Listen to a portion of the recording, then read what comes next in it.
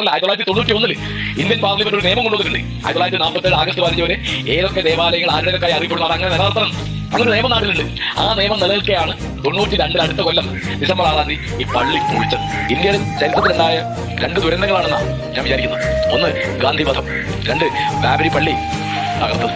രണ്ടും കാരണം നമ്മൾ ഉറപ്പിക്കേണ്ട ഒരു കാര്യമുണ്ട്. മതേതരത്വമില്ലെങ്കിൽ നമുക്ക് ജനാധിപത്യമില്ല, ജനാധിപത്യമില്ലെങ്കിൽ നമുക്ക് മതേതരത്വമില്ല. അത് രണ്ടും പരസ്പര ആശ്രിതമാണ്. മതേതരത്വം, ജനാധിപത്യം, ഇത് രണ്ടും ഇല്ലെങ്കിൽ നമ്മുടെ ദേശീയത ഉണ്ടാവില്ല. നമ്മൾ കരുതുന്നതൊക്കെ കാരണം നമ്മളൊരു മതേതര ജനാധിപത്യമായിട്ട് 15 കൊല്ലം കഴിഞ്ഞു. ഇപ്പൊ ഇനി നമ്മൾ ഒരു മതരാഷ്ട്രത്തിലേക്ക് വഴിതിരിയാണോ എന്ന ആശങ്ക ഉണ്ടാക്കുന്നതാണ് ഈ രാമക്ഷേത്ര ക്ഷേത്രത്തിന്റെ പ്രതിഷ്ഠ.